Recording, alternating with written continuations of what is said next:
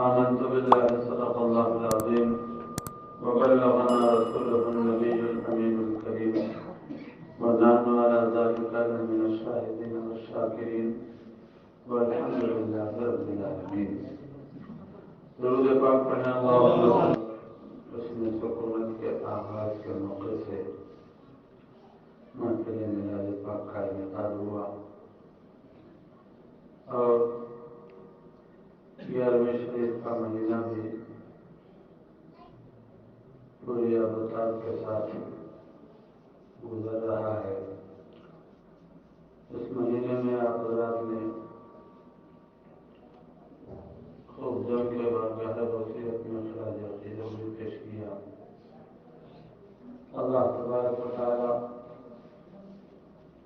تمام محافل کو قبول فرمائے اور سب لوگوں کو سچا قادری بنائے اور سرکار غوث اعظم رضی اللہ تعالیٰ عنہ کے مریدوں میں ہم سب کا حشر فرمائے.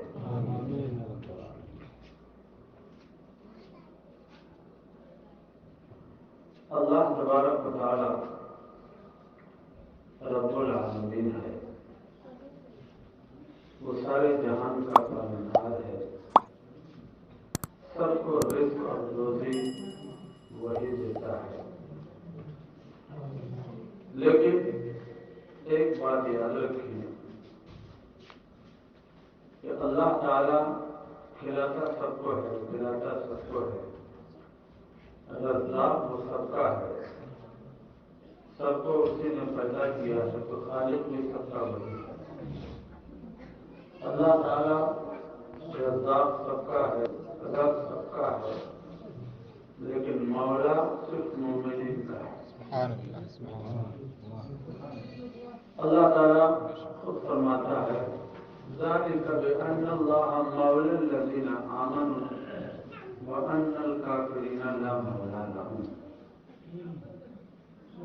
کہ اللہ تعالیٰ مومنوں کا مولا ہے, کافروں کا کوئی مولا نہیں.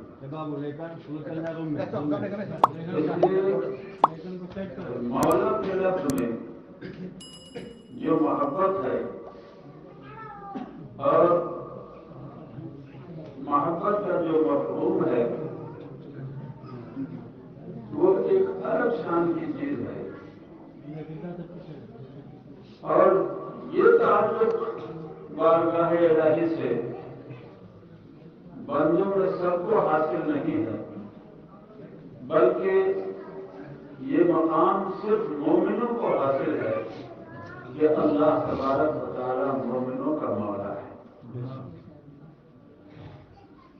اس اعتبار سے تمام انسانوں میں مومن ممتاز ہو گئے.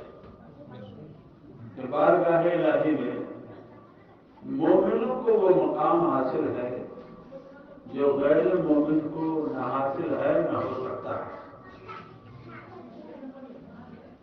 اور پھر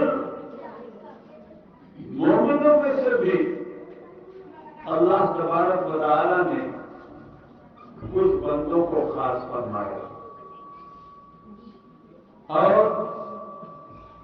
خاص فرما کر کے ان کو اپنی بارگاہ میں ایک اور اسپیشل مقام عطا فرمایا. اور وہ مقام ولایت ہے کہ ایسی ہستیوں کو اللہ تبارک و تعالی نے اولیاء اللہ کر کے بیان فرمایا. اولیاء اللہ یعنی اللہ کے دوست. ایک بات ہم اچھی طرح سمجھتے ہیں کہ یہ گھر جناب رفیق خان صاحب کا ہے, ہمارا گھر ہے, آپ کا گھر ہے, سب کا اپنا اپنا گھر ہے. لیکن سب کا گھر گھر ہے, لیکن جو اللہ کا گھر کہلاتا ہے اس کا مقام و مرتبہ اور ہے. اپنے اپنے گھر میں جیسے چاہیے چلے جائیے, لیکن اللہ کے گھر میں جیسے چاہے ویسے نہیں جا سکتے. اللہ جیسے چاہتا ہے ویسے جانا پڑے گا. اسی طرح سے ہمارے اور آپ کے دوست ہیں, ہمارے دوست، آپ کے دوست، فلانے کے دوست، فلانے کے دوست، تو وہ خالی دوست ہیں، لیکن جو اللہ کے دوست ہیں تو اور دوستوں میں اور اللہ کے دوستوں میں وہی فرق ہے جو اور گھروں میں اور اللہ کے گھر میں فرق ہے۔ اور دوستوں میں اور اللہ کے دوستوں میں وہی فرق ہے جو اور گھروں میں اور اللہ کے گھر میں فرق ہے۔ اور کتابوں میں اور اللہ کی کتابوں میں کیا فرق ہے؟ اور کتابیں جو ہیں وہ کتابیں ہیں، ہم نے لکھی، آپ نے لکھی، ایک سے لیکھک دنیا میں پائے جاتے ہیں اور ایک سے محرر مصنف بھی پائے جاتے ہیں، لیکن وہ یہ کتابیں انسانوں کی لکھی ہوئی کتابیں ہیں۔ لیکن وہ کتاب جو اللہ کی کتاب کہی جاتی ہے تو اس کا مقام کتابوں میں سب سے اعلیٰ اور سب سے بلند کہ دوسری کتابوں کو اس کتاب سے کوئی نسبت نہیں ہے مقابلے کی۔ ٹھیک اسی طرح سے اور انسانوں میں اور اللہ کے دوستوں میں ویسے ہی فرق ہوگا جیسے اور کتابوں میں اور اللہ کی کتاب میں فرق ہوگا، اور گھروں میں اور اللہ کے گھر میں فرق ہوگا۔ اس سے آپ سمجھ سکتے ہیں کہ اللہ کے دوستوں کا مقام کتنا بلند ہے۔ اب رہ گئی یہ بات کہ اللہ تبارک و تعالیٰ کسی کو دوست بناتا ہے کہ نہیں؟ تو بناتا ہے، تبھی تو قرآن میں اعلان فرماتا ہے الا ان اولیاء اللہ، آگاہ ہو جاؤ اللہ کے دوست ہوتے ہیں۔ اللہ اپنے بندوں میں سے دوست بناتا ہے اور چن کر کے بناتا ہے۔ پہلے تو عام انسانوں نے مومنوں کو اسپیشل کیا اور ان کو خاص رحمت عطا فرمائی کہ وہ مولا صرف مومنین کا ہے اور جو مومن نہیں اس کا کوئی مولا نہیں۔ اور پھر ان مولا والوں میں سے اللہ تبارک و تعالیٰ چنتا ہے اور چن کر کے ان کو اپنا دوست بناتا ہے، اپنا ولی بناتا ہے، انہیں ہم اولیاء اللہ کہتے ہیں۔ سرکار غوث اعظم رضی اللہ تعالیٰ عنہ خود ارشاد فرماتے ہیں، سرکار غوث اعظم رضی اللہ تعالیٰ عنہ کی کتاب الفتح الربانی بڑی مشہور کتاب ہے، الفتح الربانی ہے، فتح الحسین ہے، سر الاسرار ہے، اس طرح سے بہت ساری کتابیں ہیں۔ الفتح الربانی میں فرماتے ہیں وَيَتَرَقَّى الْعَبْدُ مِنَ الْإِسْلَامِ إِلَى الْإِيمَانِ، کہ بندہ مسلمان ہوتا ہے اور رب کی خاص رحمت میں آ جاتا ہے اور پھر وہاں سے وہ ترقی کرتا ہے تو ترقی کرتے کرتے ایمان میں آ جاتا ہے۔ اسلام سے وہ ترقی کر کے ایمان کی سرکل میں آ جاتا ہے۔ آپ سوچیں گے اسلام کیا ہے اور ایمان کیا ہے، تو اس کو آپ آسانی سے سمجھ سکتے ہیں کہ ایک ہے مسلم کلچر میں آ جانا، اسلامک کلچر میں آ جانا کہ ہم جمعہ پڑھتے ہیں، ہمارے یہاں شادی بیاہ میں نکاح ہوتا ہے، بچوں کا ختنہ ہوتا ہے، ہمارا جو فیسٹیول ہے وہ عید کہلاتا ہے، عید میلاد النبی کہلاتا ہے، یہ ہے ایک اسلامک کلچر۔ اور ایمان یہ ہے کہ اسلام انسان کے دل میں اتر جائے، ایمان یہ ہے کہ اسلام انسان کے دل میں اتر جائے اور اسلام کی باتوں کو وہ دل سے ماننے لگے تو بندہ اسلام سے ترقی کر کے ایمان کی منزل میں آتا ہے۔ پھر فرمایا وَمِنَ الْإِيمَانِ إِلَى الْإِيقَانِ، اور بندہ پھر ایمان سے ایقان کی منزل کو آتا ہے۔ ایقان کی منزل کیا ہے؟ ایقان کی منزل یہ ہے کہ ایک تو یہ ہے کہ انسان پوچھنے پر بتائے کہ ہمارے دل کی کیفیت کیا ہے، اور ایک یہ ہے کہ انسان کا ظاہر خود بتا دے کہ اس کے دل کی کیفیت کیا ہے۔ ایک یہ ہے کہ جب ہمارے سامنے بات آئے آخرت کی تو آخرت کو مانتے ہیں کہ آخرت میں حساب دینا ہے، تو ایک یہ ہے کہ لمحہ لمحہ اسے آخرت کا یقین رہے۔ یہی وجہ ہے کہ ایمان کے بعد کی ہر چیز بیان کر دینے کے بعد قرآن نے فرمایا وَبِالْآخِرَةِ هُمْ يُوقِنُونَ، یہ وہ بندے ہیں جو آخرت کا ہمیشہ یقین رکھتے ہیں، آخرت کا ہمیشہ یقین رکھتے ہیں الذین یؤمنون بالغیب ویقیمون الصلاۃ ومما رزقناہم ينفقون. آخر تک میں سب بیان ہو گیا، کچھ نہیں چھوٹا. لیکن اس کے باوجود فرمایا وبالآخرۃ ہم یوقنون. یہ وہ لوگ ہیں جو آخرت کا یقین رکھتے ہیں. اللہ تعالیٰ نے دوسری جگہ فرمایا وَاعْبُدْ رَبَّكَ حَتَّىٰ يَأْتِيَكَ الْيَقِينُ. اپنے رب کی عبادت کرتے رہو یہاں تک کہ ایمان اور یقین کی منزل پہ پہنچ جاؤ. سرکار غوث اعظم فرماتے ہیں کہ بندہ پھر ایمان سے ترقی کر کے ایمان کی منزل میں آتا ہے. پھر ہر لمحہ وہ اپنے ایمان کا محاسبہ کرتا رہتا ہے اور آخرت ہمیشہ اس کی نگاہوں میں رہتی ہے. لیکن یہ بھی منزل نہیں. فرمایا وَمِنَ الْإِيقَانِ إِلَى الْمَعْرِفَةِ. اور ایمان سے پھر ترقی کر کے معرفت کے مقام کو پہنچتا ہے. آج کل تو لوگ سمجھتے ہیں کہ پیلا کپڑا پہن لینا، بڑکا بڑکا بال رکھ لینا، یہ سب معرفت والے لوگ ہیں. لیکن نہیں، ایمان سے ترقی کر کے ایمان، اور ایمان کے بعد پھر معرفت کی منزل ہے کہ جو کچھ وہ یقین میں رکھتا ہے ان ساری چیزوں کا وہ مشاہدہ کرتا رہتا ہے. ان ساری چیزوں کی معرفت اسے حاصل ہوتی ہے، ایمان حاصل ہوتا ہے، تفصیل سمجھنے لگتا ہے. اور پھر فرمایا کہ یہ بھی منزل ہے. وَمِنَ الْمَعْرِفَةِ إِلَى الْعِلْمِ. پھر معرفت سے ترقی کر کے علم کے مقام کو پہنچتا ہے. معرفت سے ترقی کر کے علم کے مقام پر پہنچتا ہے. پھر علم یقین کی وہ منزل ہوتی ہے کہ جس سے آگے پھر جانکاری کی کوئی منزل نہیں. اس کے بعد فرمایا وَمِنَ الْعِلْمِ إِلَى الْمَحَبَّةِ. اور پھر علم کی منزل سے ترقی کر کے محبت کی منزل کو وہ پہنچتا ہے. یعنی ایک چاہنے والا ہونے کی حیثیت سے وہ اللہ اور اس کے رسول کی بارگاہ میں معتبر ہو جاتا ہے. اللہ اور اس کے رسول کی بارگاہ میں مقبول ہو جاتا ہے کہ پھر اللہ اور اس کے رسول کی بارگاہ میں اس کی گنتی اس نام سے ہوتی ہے کہ یہ وہ بندہ ہے جو صحیح معنوں میں اللہ اور اس کے رسول کا چاہنے والا. اللہ اور اس کے رسول کا چاہنے والا. نبی پاک صلی اللہ تعالیٰ علیہ وسلم نے کبھی کبھی بعض صحابہ کا تعارف اس انداز سے کروایا یحب اللہ و رسولہ. یہ وہ ہے جو اللہ اور اس کے رسول سے محبت کرتا ہے. تو کہنے کے لیے تو ہم بھی کہتے ہیں کہ ہم اللہ اور اس کے رسول سے محبت کرتے ہیں، لیکن اپنا کہنا اور ہے اور ان کا کہہ دینا اور ہے کہ یہ اللہ اور اس کے رسول سے محبت کرتا ہے. میں تو کہا ہی چاہوں کہ بندہ ہوں شاہ کا، میں تو کہا ہی چاہوں کہ بندہ ہوں شاہ کا، پر لطف جب ہے کہہ دے وہ کر دوں جناب ہوں.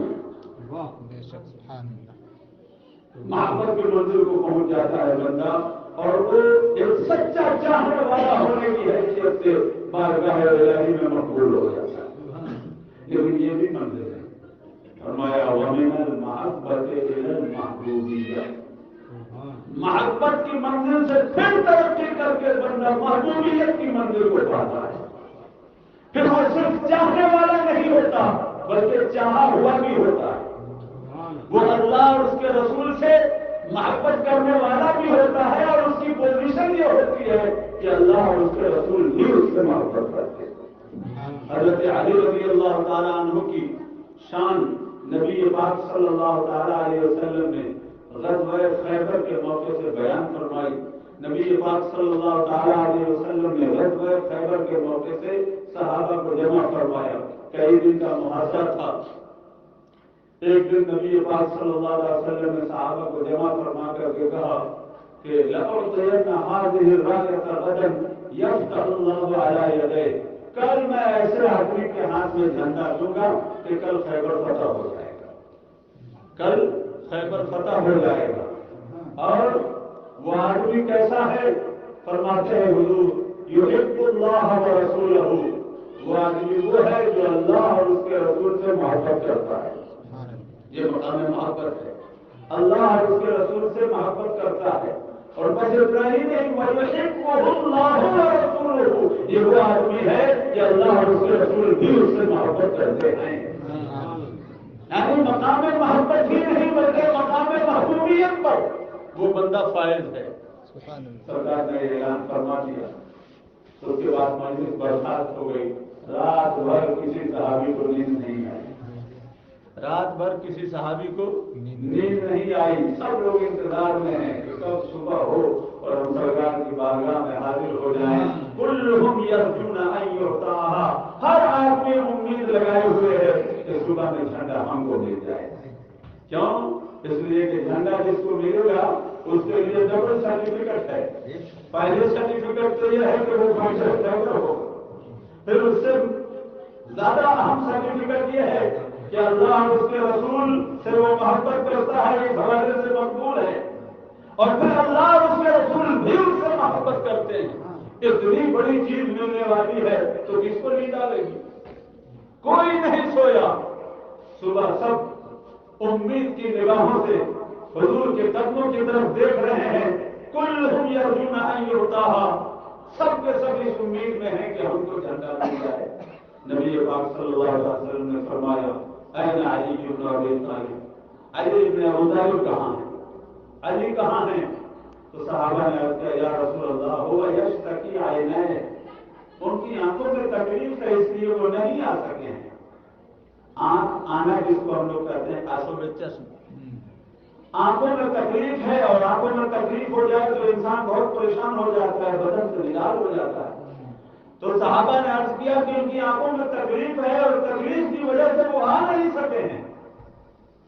سرکار نے فرمایا انہیں کو بلاؤ، انہیں کو بلاؤ. چنانچہ حضرت علی رضی اللہ تعالیٰ عنہ بلائے گئے، اور جب بلائے گئے تو نبی پاک صلی اللہ تعالیٰ علیہ وسلم نے حضرت علی رضی اللہ تعالیٰ عنہ کی آنکھوں میں اپنا لعاب دہن لگا دیا، اور لعاب دہن لگا دیا تو راوی فرماتے ہیں فبیع کأن لم یکن بہ وجع، تو ایسے ٹھیک ہو گئے جیسے پہلے کبھی آنکھوں میں تکلیف تھی ہی نہیں.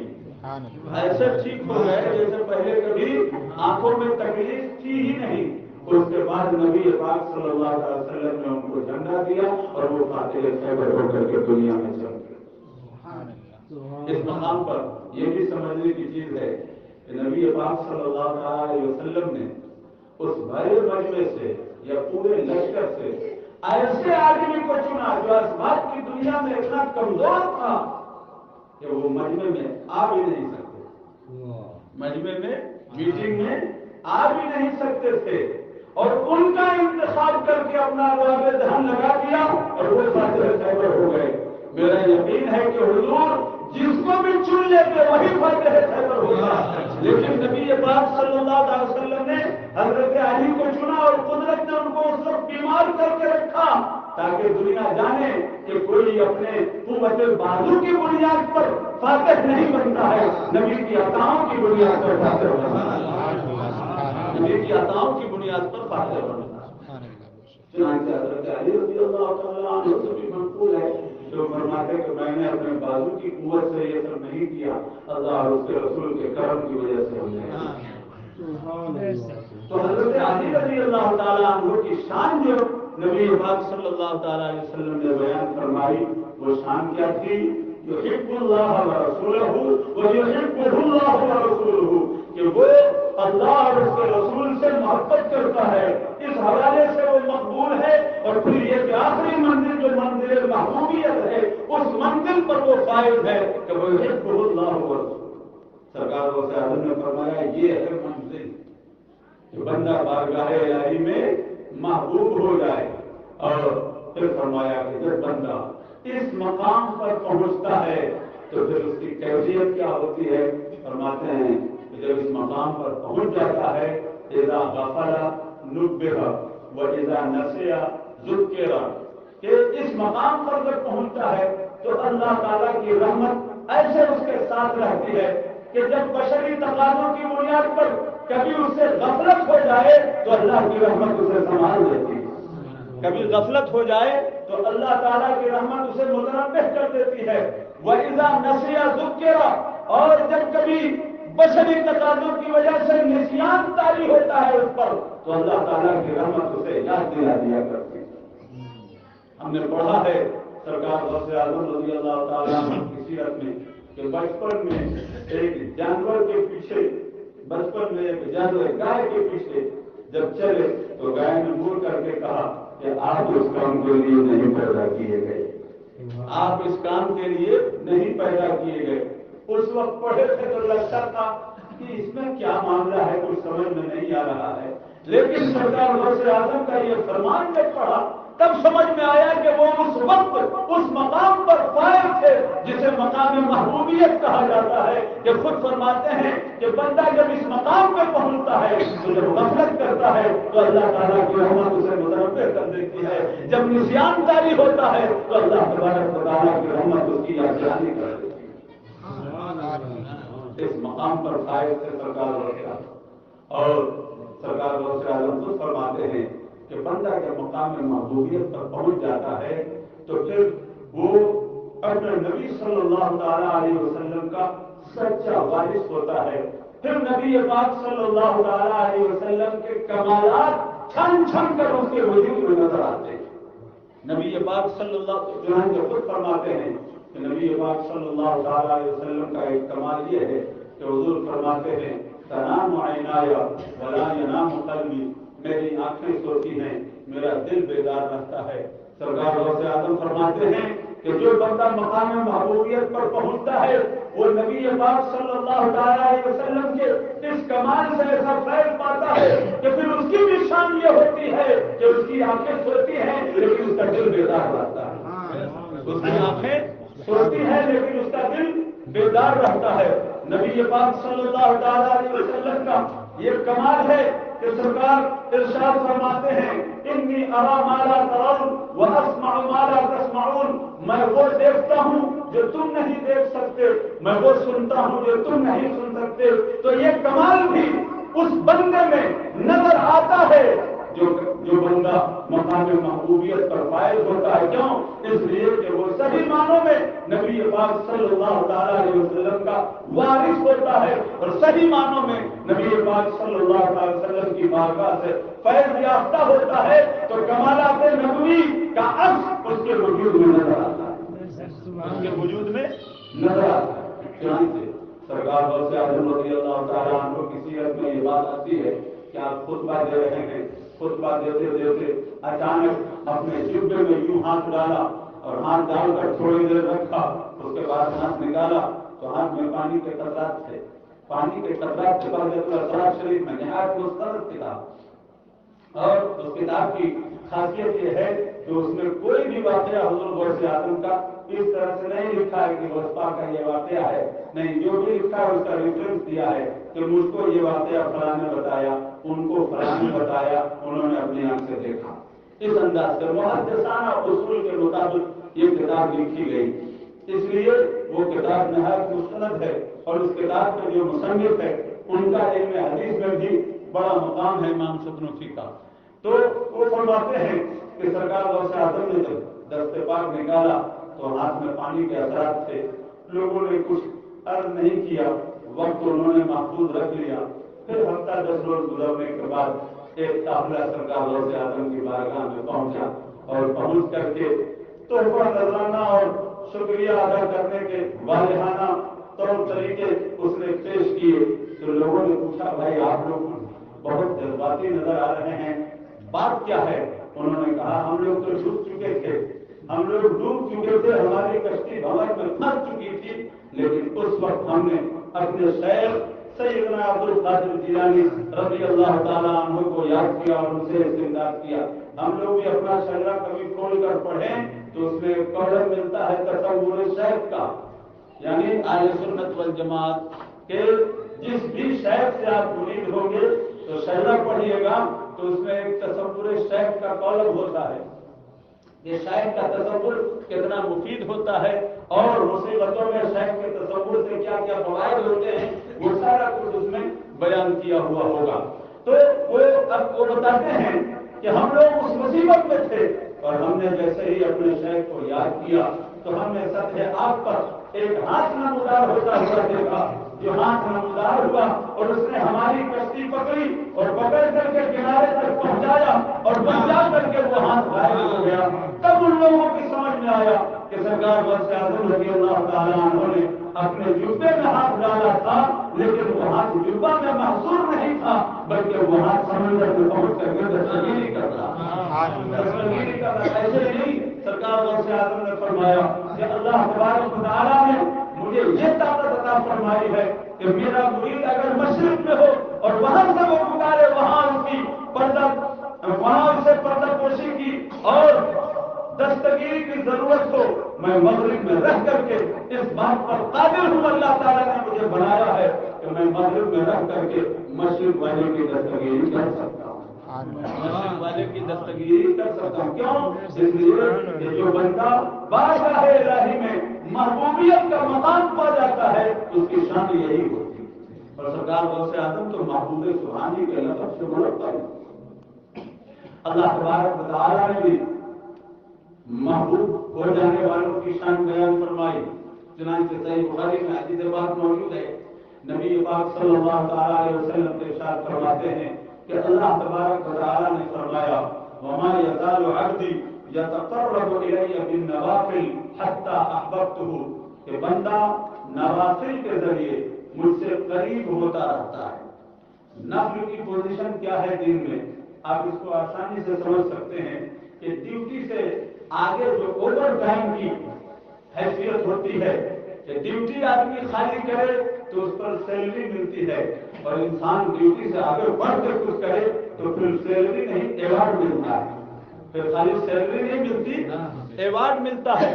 ٹھیک اسی طرح سے انسان خالی فرائض اور واجبات پر عامل رہے تو یہ وہ اپنی ذمہ داری پوری کر رہا ہے، اس پر بھی بڑا اجر ہے، لیکن فرائض اور واجبات کے پورا کرنے کے بعد مزید وہ نوافل پر عمل کرتا ہے تو پھر ایوارڈ ملتا ہے، اور وہ ایوارڈ کیا ہے؟ قدرت کی طرف سے اللہ فرماتا ہے نوافل کے ذریعے بندہ مجھ سے قریب ہونے لگتا ہے، مجھ سے قریب ہونے لگتا ہے، نفل ادا کرتا جاتا ہے اور مجھ سے قریب ہوتا جاتا ہے۔ نفل کی بھی کوئی محدود سرکل نہیں ہے کہ نفل کا مطلب نفل نماز پڑھنا نہیں، ہر بات میں، لیکن جتنے ابواب ہیں اس میں جو منیمم حصہ ہے وہ فرض کر دیا گیا، جو اللہ اور اس کے رسول کو پسند ہے اس کا منیمم حصہ فرض کر دیا گیا، اس سے آگے آپ کرتے ہیں نفل ہے۔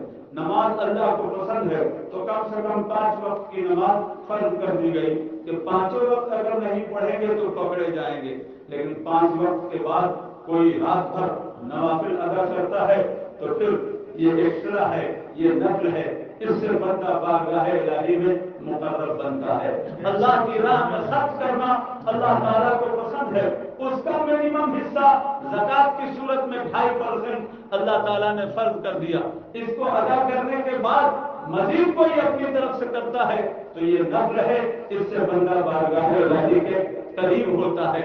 اسی طرح سے ہر بات میں کسی کا انتقال ہو گیا اس کے لیے دعائے مغفرت کرنا اللہ تعالیٰ کو پسند ہے، تو اس کا منیمم حصہ نماز جنازہ کی شکل میں اللہ تبارک و تعالیٰ نے فرض کر دیا، اس کی ادائیگی کے بعد انسان ایثار ثواب کرتا ہے، اس کو ثواب پہنچاتا ہے، یہ اللہ کی پسند کا کام ہے، یہ نفل ہے، ایسا کرنے سے اس کو تو ثواب ملتا ہی ہے، یہ بندہ بھی بارگاہ الہی سے قریب ہونے لگتا ہے، یہ بندہ بھی بارگاہ الہی سے قریب ہونے لگتا ہے۔ تو ہر سیکشن میں، زندگی کے ہر سیکشن میں یہ چیز ملے گی کہ منیمم حصہ فرض کر دیا گیا، اس کے آگے آپشنل ہے، آپ کریں گے تو بارگاہ الہی میں مقرر ہوتے جائیں گے۔ اللہ تعالیٰ فرماتا ہے وما یزال عبدی یتقرب الی بالنوافل، بندہ نوافل کے ذریعے مجھ سے قریب ہوتا رہتا ہے حتی احببتہ، یہاں تک کہ وہ مقام محبوبیت کو پہنچ جاتا ہے، میں اسے اپنا محبوب بنا لیتا ہوں، میں اسے اپنا محبوب بنا لیتا ہوں۔ اور محبوب بننے کے بعد پھر کیا ہوتا ہے؟ تو نبی پاک صلی اللہ علیہ وسلم ارشاد فرماتے ہیں اذا احب اللہ عبدا نادى جبریل، جب اللہ تبارک و تعالیٰ کسی بندے کو محبوب بناتا ہے تو اللہ تعالیٰ جبریل کو ندا کرتا ہے، اور قربان جائیں حدیث کی بلاغت پر یہ نہیں فرمایا قال لجبریل کہ جب اللہ تعالیٰ کسی کو محبوب بنا لیتا ہے تو جبریل سے فرماتا ہے، نہیں، نادا جبریل، ندا کے معنی پکار کے کہنا ہے، ندا میں جو اعلان ہے وہ قالا میں نہیں ہے، ندا میں جو اعلان ہے وہ قالا میں نہیں ہے، اللہ تعالیٰ ندا کر کے فرماتا ہے یعنی بندہ جب بارگاہ الہی میں محبوب ہوتا ہے تو اللہ تعالیٰ اس کی محبت کا چرچا کر دیتا ہے، اللہ تبارک و تعالیٰ اس کی محبت کا چرچا فرماتا ہے، اور محبت کا یہ مزاج ہے اور یہ اللہ تبارک و تعالیٰ کی سنت کے عین مطابق ہے کہ ہمیں بھی جن سے محبت ہے ان کی محبت کا ہم اظہار کرتے ہیں، میلاد شریف کی شکل میں کرتے ہیں، جلوس کی شکل میں کرتے ہیں، جلسے کی شکل میں کرتے ہیں، غوث اعظم سے محبت کر کے حضور شریف کے لنگر کی شکل میں کرتے ہیں۔ نادا جبریل، اللہ تعالیٰ جبریل کو ندا فرماتا ہے، کیا ندا فرماتا ہے؟ ان اللہ تعالی احب فلانا فاحبہ، اے جبریل فلاں بندہ بارگاہ الہی میں محبوب ہو گیا ہے، فاحبہ تو تم بھی اس سے محبت کرو، فیحبہ جبریل تو جبریل امین بھی اس سے محبت کرنے لگتے ہیں۔ اس سے ایک بات یہ بھی سمجھ میں آئی کہ اللہ تبارک و تعالیٰ جس کو بھی محبوب بناتا ہے تو اس کی مرضی یہ ہوتی ہے کہ میری ساری مخلوق اس سے محبت کرے۔ جس کو بھی محبوب بناتا ہے تو پھر اپنی بارگاہ کے مقربین کو بھی حکم دیتا ہے کہ میں نے اسے محبوب بنایا ہے تو تمہیں بھی اسے محبت کرنی ہے، تم کو بھی اس سے محبت کرنی چاہیے۔ چنانچہ فرشتوں کے سردار حضرت جبریل امین کو اللہ تبارک و تعالیٰ ندا کر کے فرماتا ہے اب الگ سے دلیل کی ضرورت نہیں ہے، ہماری محبت کے لیے یہی دلیل کافی ہے کہ وہ بندہ بارگاہ الہی میں محبوب ہے، ہمیں اس سے محبت ہونی چاہیے، ہمیں اس سے محبت ہونی چاہیے۔ اور حدیث کی زبان میں یہ سب سے افضل عمل ہے، سب سے افضل عمل ہے، اس سے افضل کوئی عمل نہیں۔ نبی پاک صلی اللہ علیہ وسلم نے فرمایا افضل الاعمال الحب فی اللہ والبغض فی اللہ، سب سے بہترین عمل یہ ہے کہ اللہ کے دوستوں سے محبت کرو اور اللہ کے دشمنوں سے نفرت کرو، اللہ کے دوستوں سے محبت کرو اور اللہ کے دشمنوں سے نفرت کرو۔ نفرت بھی افضل عمل ہے۔ اب کوئی اللہ کے دوستوں سے نفرت کرنے لگے اور دشمنوں سے محبت کرنے لگے، ربیع الاول کے جلوس میں جاتے ہوئے شرمائے اور رام نومی کے جلوس میں جا کر کے آگے آگے نظر آئے تو یہ اس کا نصیب ہے۔ ورنہ اللہ تبارک و تعالیٰ کے یہاں افضل عمل میں دونوں ہے کہ اللہ والوں سے محبت ہو اور اللہ کے دشمنوں سے نفرت ہو۔ تو سرکار فرماتے ہیں فیحبہ جبریل، اللہ تعالیٰ جبریل امین کو حکم دیتا ہے تو حضرت جبریل امین بھی اس سے محبت کرنے لگتے ہیں۔ اب محبت کا مزاج ایسا ہے کہ جب حضرت جبریل امین اس سے محبت کرنے لگتے ہیں تو جبریل امین بھی چپ نہیں رہتے، حضرت جبریل امین پھر ندا کرنے لگتے ہیں۔ حضرت جبریل امین ندا کرتے ہیں یا اہل السماء ان اللہ تعالی احب فلانا فاحبوہ، اے آسمان والو اللہ تبارک و تعالیٰ کی بارگاہ میں فلاں بندہ محبوب ہو گیا ہے، فاحبوہ تو تم لوگ بھی اس سے محبت کرو، تم لوگ بھی اس سے محبت کرو۔ فیحبہ اہل السماء، آسمان والے کوئی نہیں کہتے کہ نہیں ہم تو صرف اللہ سے محبت کریں گے، نہیں آسمان والے فیحبہ اہل السماء، پھر آسمان والے بھی اس سے محبت کرنے لگتے ہیں۔ پھر کیا ہوتا ہے؟ سرکار فرماتے ہیں ثم یوضع له القبول فی الارض۔ اب سرکار نے یہ نہیں فرمایا کہ پھر آسمان والے زمین والوں میں ندا کرتے ہیں، کیوں؟ اس لیے کہ آسمان والوں کی ندا ہمارے اندر سننے کی صلاحیت نہیں ہے۔ اگر ہمارے اندر سننے کی صلاحیت ہوتی تو آسمان والے ہمیں بھی ندا کرتے، لیکن ہماری سچویشن یہ ہے کہ ہم تو فرشتوں کو دیکھ نہیں سکتے، ایک مرتبہ آدمی دیکھتا ہے پھر آنکھیں کھلی کی کھلی رہ جاتی ہیں، پڑوسی اور رشتے دار لوگ اس کی آنکھ بند کرتے ہیں، یہی ہوتا ہے۔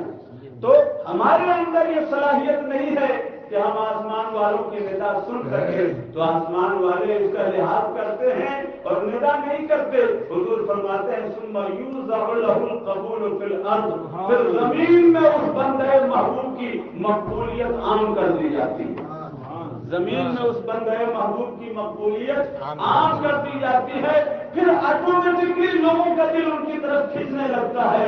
کبھی نہیں دیکھا، معلوم نہیں ہے کہ غوث اعظم کتنے سو سال پہلے کے ہیں، لیکن چھوٹا چھوٹا بچہ مسلمانوں کا غوث اعظم سے محبت کرتا ہے یا غوث اعظم کا۔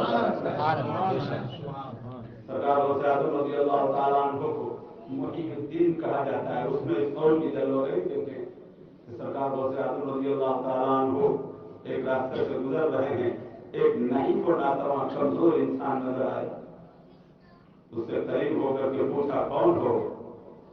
اس نے کہا کہ میں انسانی شکل میں آپ کے پاس آیا ہوں, لیکن میں دین اسلام ہوں, میں دین اسلام ہوں. اس وقت حالات ایسے ہو چکے ہیں کہ دین اسلام کمزور ہوتا جا رہا ہے, اور تاریخ کا مطالعہ کریں تو عراق کی حالت اس زمانے میں بڑی خراب ہو چکی تھی. کرامتا کا الگ سے حملہ تھا, اور دیگر علاقوں کے حالات بھی بہت دیگر مجھ تھے. تو سرکار غوث اعظم فرماتے ہیں میں نے اس کو ہاتھ لگایا تو ہاتھ لگاتے ہی وہ انسانی شکل میں جو تھا وہ تندرست ہو گیا. اس کے بعد اس نے کہا کہ اللہ تبارک و تعالیٰ دین کا احیا آپ کے ذریعے فرمائے گا, اور آپ محی الدین ہیں, آپ محی الدین ہیں. غوث اعظم رضی اللہ تعالیٰ عنہ نے سنا اور اس عطائے الہی پر رب کا شکر ادا کیا.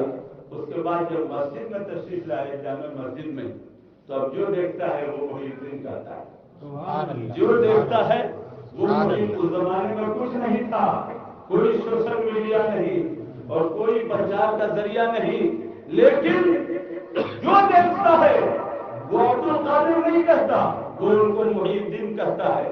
آپ سوچیں گے کہ آخر کیسے سب لوگوں کو پتا چل گیا کہ یہ محی الدین ہیں. یہ اسی فرمان رسول کی جلوگری ہے کہ سرکار نے فرمایا ثم یوضع له القبول فی الارض, پھر زمین والوں کے دلوں میں اس کی مقبولیت ڈال دی جاتی ہے بغیر کسی پرچار کے اور بغیر کسی کوشش کے. ہر شخص کے دل میں اس کی محبت بھی آ جاتی ہے, اس کا نام بھی آ جاتا ہے. اس کی محبت بھی آ جاتی ہے اور اس کا نام بھی آ جاتا ہے. یہ کب ہوتا ہے؟ جب بندہ محبوبیت کے مقام پر فائز ہوتا ہے, جب بندہ محبوبیت کے مقام پر فائز ہوتا ہے. اور آج آپ دیکھیں کتنا زمانہ گزر گیا, 800 سال سے زائد کا زمانہ گزر گیا, لیکن آج بھی مسلمانوں کا بچہ اور کچھ جانے نہ جانے سرکار غوث اعظم کا نام جانتا ہے, سرکار غوث اعظم کا نام جانتا ہے, اور وہ یہ فیلنگ رکھتا ہے کہ مشکلوں میں غوث اعظم کا نام سہارا جاتا ہے, مشکلوں میں غوث اعظم کی یاد کام آتی ہے. یہ کیسے ہوا, کیسے اس کے دل میں یہ بات آئی؟ تو جواب یہی ہے کہ یوضع له القبول فی الارض. جو لوگ پڑھنے لکھنے والے لوگ ہیں ان کے بارے میں تو کہا جا سکتا ہے کہ پڑھ لکھ کے سمجھ گیا, لیکن گاؤں کھیڑا دیہات کے لوگ جہاں تعلیم و تعلم کا کوئی ماحول نہیں, وہاں کے لوگ بھی اسی محبت کے ساتھ سرکار غوث اعظم کا نام لیتے ہیں. تو یہ ایسے ہی نہیں ہوتا. ای سعادت حضور بازو نیز دانا بخشت خدائے بخشندہ, یہ کوششوں سے نہیں ملتا, یہ اللہ تبارک و تعالیٰ کی عطا ہوتی ہے, اس کو وہ عطا فرماتی ہے. بندہ جب بارگاہ الہی میں, یہ منزل ہے سرکار غوث اعظم کی زبان کہ بندہ جب بارگاہ الہی میں محبوب ہوتا ہے تو پھر وہ نبی پاک صلی اللہ تعالیٰ علیہ وسلم کے کمالات کا مظہر ہوتا ہے, اور انبیاء کے کمالات کا مظہر ہوتا ہے.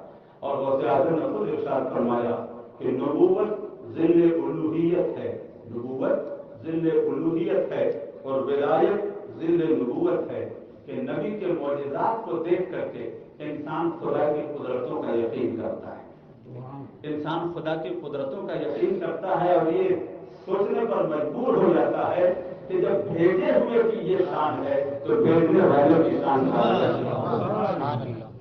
جو لوگ نبی پاک صلی اللہ تعالیٰ علیہ وسلم کے دور میں تھے, آج کے لوگ یہ بھی کرتے ہیں کہ صحابہ کے زمانے میں تو یہ سب کچھ نہیں تھا. تو صحابہ کے زمانے میں سب لوگ صحابہ ہی تھے, جتنے ایمان والے تھے جو حضور کے دیدار سے مشرف تھے وہ سب صحابہ تھے, واسطہ تھے. ان کو کسی لطف اور ان کو کسی واسطے کی ضرورت نہیں تھی. واسطے کی ضرورت کس کو ہوتی ہے؟ جو دور ہو. وسیلے کی ضرورت اس کو ہوتی ہے جو دور ہو. ہم نبی پاک صلی اللہ تعالیٰ علیہ وسلم سے 1400 سال کے فاصلے پر ہیں, 1400 سال کے فاصلے پر ہیں, تو ہمیں کوئی واسطہ چاہیے, اور وہ واسطہ کیا ہے؟ اولیاء کرام کی ذوات خصوصیاں ہیں کہ اولیاء کرام کے کرامات کو دیکھ کر کے انسان نبی کی صداقت کا یقین رکھے۔ اب آپ سوچ کر کے دیکھیں کہ جے پال جوگی نے نہ خدا کو دیکھا نہ رسول کو دیکھا، خدا کو تو کوئی دیکھ بھی نہیں سکتا، اس نے جو کچھ دیکھا وہ کیا تھا؟ غریب نواز کے کھڑاون کی مار کھائی، یہی نہ دیکھا، غریب نواز کا کمال دیکھا، غریب نواز کی کرامت دیکھی، لیکن کرامت دیکھا غریب نواز کا اور کلمہ پڑھا رسول کا۔ کرامت دیکھا غریب نواز کی اور کلمہ پڑھا رسول کا۔ کیوں؟ غریب نواز کی کرامت دیکھ کر اس کو یقین ہوا کہ جب کلمہ پڑھنے والے کی یہ شان ہے تو جس کا کلمہ پڑھ رہے ہیں اس کی کیا شان ہے؟ جب کلمہ پڑھنے والے کی یہ شان ہے تو جس کا کلمہ پڑھ رہے ہوں گے اس کی کیا شان ہوگی؟ جو یہ غلامی کا دم بھر رہے ہیں، غلامی پر فخر کر رہے ہیں، غلام کی یہ شان ہے تو جس آقا کے غلام ہے اس آقا کی کیا شان ہوگی؟ نعرہ تکبیر، نعرہ رسالت، حضرت اعلی حضرت امام اہل سنت، نعرہ تکبیر، نعرہ رسالت۔ جب ان کے لڑا پر دیکھتے ہیں شاہان زمانہ کی جوڑی، مختار کا جب یہ عالم ہے، مختار کا عالم کیا ہوگا؟ چاہے تو اشارے سے اپنے کایا ہی پلٹ دے دنیا کی، یہ شان ہے خدمت گاروں کی، سرکار کا عالم کیا ہوگا؟ یہ شان ہے خدمت گاروں کی، سرکار کا عالم کیا ہوگا؟ آج جو ہندوستان کے اندر اسلام کی چمک دمک ہے، کس کی وجہ سے یہ سب ہوا؟ کس نے آ کر کے یہ چراغ روشن کیے؟ تو جواب یہی ہوگا کہ اولیاء کرام تشریف لائے، اولیاء کرام آئے، انہوں نے نبی کا پیغام پہنچایا اور ان کی زندگی کو دیکھ کر کے لوگوں نے نبی کی صداقت کا یقین کیا۔ حدیث پاک میں آتا ہے، سرکار ارشاد فرماتے ہیں، وہ حدیث ادھوری رہ گئی، پھر کبھی انشاءاللہ اس کو مکمل کریں گے اور اس کا بہت سارا مضمون ہم بیان کر بھی چکے ہیں۔ سرکار ارشاد فرماتے ہیں کہ یاتی علی الناس زمان، ایک زمانہ لوگوں پر ایسا آئے گا کہ لوگ دشمنوں سے جنگ لڑ رہے ہوں گے اور فتح نصیب نہیں ہوگی۔ جب فتح نصیب نہیں ہوگی، ہم یہ سمجھانا چاہتے ہیں کہ جو فاصلوں پر ہیں ان کو واسطوں کی ضرورت پڑتی ہے، جو فاصلوں پر ہیں ان کو واسطوں کی ضرورت پڑتی ہے، جو چھت پر ہے اس کو سیڑھی کی کیا ضرورت ہے، جو نیچے ہے اس کو چھت پر چڑھنے کے لیے سیڑھی چاہیے۔ جو صحابہ حضور کے سامنے بیٹھے ہوئے ہیں ان کو کسی واسطے کی ضرورت نہیں ہے، لیکن جو بعد کے لوگ ہیں ان کو تو واسطہ چاہیے، ان کو واسطہ چاہیے۔ اسی لیے قرآن میں نبی پاک صلی اللہ علیہ وسلم کو بھی آئیڈیل کے طور پر بیان فرمایا لقد کان لکم فی رسول اللہ اسوۃ حسنہ، نبی پاک صلی اللہ علیہ وسلم کی زندگی تمہارے لیے بہترین نمونہ عمل ہے، لیکن جس نے حضور کی زندگی نہیں دیکھا اس کے لیے کیا ہوگا؟ تو فرمایا فَإِنْ آمَنُوا بِمِثْلِ مَا آمَنْتُمْ بِهِ فَقَدِ اهْتَدَوْا، اگر تمہارا ایمان صحابہ کے ایمان کی طرح ہو جائے تو تم ہدایت پا جاؤ گے۔ کیوں؟ تمہارا ایمان صحابہ کے ایمان کی طرح، صحابہ نقش قدم رسول پر، تو صحابہ کے واسطے سے تم نقش قدم رسول پر۔ سرکار فرماتے ہیں کہ ایک زمانہ ایسا آئے گا کہ جنگ ہوگی، فتح نہیں ہوگی، تو لوگ بیٹھیں گے میٹنگ میں اور بیٹھ کر کے آپس میں مشورہ کریں گے کہ کیا کیا جائے۔ کچھ سمجھ میں نہیں آئے گا، ہتھیار بھی ٹھیک ہے، ہم لوگوں کی تعداد بھی ٹھیک ہے، کیا کیا جائے؟ تو ہوتے ہوتے ایک بات بیچ سے نکلے گی، ہر فیکم من صاحب رسول اللہ صلی اللہ علیہ وسلم، کیا ہم لوگوں میں کوئی ایسا آدمی ہے جس نے حضور کی صحبت پائی ہو؟ ہم لوگوں میں کوئی صحابی ہے جس نے حضور کی صحبت پائی ہو؟ تو بہت ڈھونڈنے اور غور کرنے کے بعد ایک صحابی اپنے آپ کو ظاہر کریں گے کہ یہ شرف مجھے حاصل ہے، میں نے حضور کی زیارت کی۔ سرکار فرماتے ہیں سب لوگ مل کر کے اس کو بارگاہ الہی میں وسیلہ بنا لیں گے، وسیلہ بنا لیں گے اور اس کو وسیلہ بنا کر کے دعا کی جائے گی، یہ پروردگار اس کی آنکھوں کا وسیلہ جن آنکھوں نے حضور کو دیکھا ہے، جن آنکھوں نے حضور کو دیکھا ہے، ہمیں فتح نصیب فرما۔ سرکار ارشاد فرماتے ہیں فَيُفْتَحُ لَهُمْ، تو ان کو فتح مل جائے۔ آگے کیا ہونے والا ہے ہم کو نہیں پتا، لیکن حضور کو جانتے ہیں۔ سرکار فرماتے ہیں فَيُفْتَحُ لَهُمْ، وہ دعا قبول ہوگی اور وہ پورا لشکر فتح یاب ہو کر کے لوٹے گا، خوشی خوشی سب لوگ لوٹے۔ सरकार फरमाते हैं सुम्मा याती अला नास ज़मान, फिर दौर गुजरेगा, दौर गुजरते गुजरते फिर एक वक्त ऐसा आएगा कि फिर जंग होगी, फिर जंग होगी तो फिर फतह नहीं मिलेगी, फिर लोग बैठेंगे तो फिर याद आएगा कि माजी में हम कैसे फतह याब हुए हैं, तो वो आपस में कहेंगे हल फीकुम मन साहब रसूलुल्लाह, क्या हम लोगों में कोई ऐसा आदमी है जिसने हुजूर की सोहबत पाई हो? कोई नहीं मिलेगा। जमाना बहुत आगे निकल चुका, जो सहाबा इकराम हैं वो दुनिया को दाद मुबारकत दे चुके, दुनिया से तशरीफ ले जा चुके, कोई नहीं खड़ा होगा तो फिर ऐलान बदल जाएगा, ऐलान बदल जाएगा और वो कहेंगे हल फीकुम मन साहबा असहाबा रसूलिल्लाह, क्या हम लोगों में कोई ऐसा है जिसने हुजूर की सोहबत तो नहीं पाई लेकिन हुजूर के किसी सहाबी की सोहबत पाई हो तो वही आगे आ जाएगा। हुजूर के किसी सहाबी की सोहबत पाई हो तो वही आगे आए। एक आदमी आ गया है कि हमने फला सहाबी की सोहबत पाई, सरकार फरमाते सब लोग मिल करके उसी को वसीला बना लेंगे, उसी को वसीला बना लेंगे और दुआएं करेंगे, ए अल्लाह जिसकी आंखों का वसीला, जिसने हुजूर को तो नहीं देखा लेकिन उन आंखों ने देखा जिन आंखों ने हुजूर को देखा, हुजूर के देखने वालों को देखा है, इसके वास्ते से हमें फतह नसीब फरमा। सरकार फरमाते हैं भाई तबलहुम, आया कि उसका वसीला भी बारगाह इलाही में कबूल हो जाएगा, भाई तबलहुम, तो फिर फतह हो जाएगी।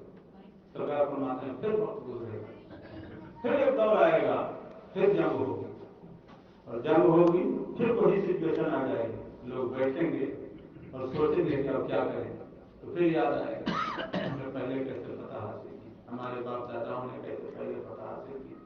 फिर आपस में ऐलान करेंगे कि कोई है जिसने किसी सहाबी की सोहबत पाई हो, कोई नहीं मिलेगा। फिर ऐलान बदलेगा, कोई है जिसने किसी सहाबी की सोहबत पाने वाले की सोहबत पाई हो, चौथी पीढ़ी में एक आदमी निकलेगा, उसको वसीला बनाया जाएगा, उसके वसीले से भी दुआ कबूल हो जाएगी और फतह नसीब हो जाएगी। जो लोग हुजूर के जमाने में थे वो हुजूर को वसीला बनाते रहे, जो लोग हुजूर के जमाने के बाद आए वो सहाबा को वसीला बनाते रहे, जो उनके बाद आए वो ताबईन को वसीला बनाते रहे। या इलाही रहम फरमा मुस्तफा के वास्ते, या रसूल अल्लाह करम कीजिए खुदा के वास्ते, मुश्किलें हल कर शहर मुश्किल कुशा के वास्ते, करबलाएं रब शहीद करबला के वास्ते, सैयद सज्जाद के सदके में साबित रख हमें इल्म हक से बात करे इल्म हुदा के वास्ते, कादरी कर कादरियों में उठा कदर जो कादिर कुदरत नुमा के वास्ते। ये सिलसिला है, एक जमाना गुजरा, उस जमाने के शेख को हमने वसीला बनाया, उनका दौर गुजरा, उनके शागिर्द को हमने वसीला बनाया, उनका दौर गुजरा, उनके शागिर्द को हमने वसीला बनाया, यहाँ तक के वसीला बनाते बनाते आज हम आला हज़रत ताजुल शरिया सिराज मिल्लत इन सबको वसीला बना रहे। क्यों? इसलिए कि इनका सिलसिला जुड़ा हुआ है, इन्होंने उनका हाथ थामा, उन्होंने उनका हाथ थामा, उन्होंने उनका हाथ थामा, यहाँ तक के ये थामने का सिलसिला हुजूर के कदमों तक पहुंचा। नारे तकबीर, नारे रिसालत, मसलक आला हज़रत जिंदाबाद, फैज़ान सिराज मिल्लत जिंदाबाद।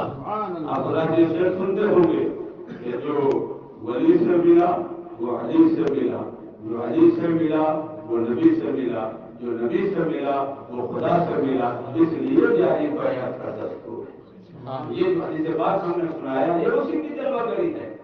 हाँ, जो डिस्कनेक्ट हो बीच से उससे कोई नहीं होता, जो डिस्कनेक्ट हो बीच से, इसलिए कि हदीस बात में आप देखते हैं तो हुजूर को देखने वाला कोई है, उनको वसीला बनाया गया, हुजूर को देखने वाले उनको देखने वाला जरूर ही से सही। और ये सहाबा के जमाने में भी था, नबी पाक सल्लल्लाहु अलैहि वसल्लम वुजू फरमाते तो हुजूर के वुजू का पानी सहाबा लेते अपने अपने हाथ में अवसर चेहरे पे मलते, जिसको पानी नहीं मिलता तो देखता है कि आपको पानी मिल गया, चलिए हमको पानी नहीं मिला, आपके हाथ से हम अपना हाथ रगड़ लेते, आपके हाथी से अपना हाथ हम रगड़ लेते हैं, डायरेक्ट ना सही आपके रास्ते से हम हुजूर के दरबार। यही वजह है कि हम फासलों पर है, इसलिए हमें औलिया की जरूरत है नबी के दर तक पहुंचने के लिए, और नबी की जरूरत है खुदा की बारगाह तक पहुंचने के लिए। अल्लाह तबारक व तआला हम सबको قدری بنا کر کے رکھے اور قادریوں میں ہم سب کا حشر فرمائے. آمین. سبحان اللہ.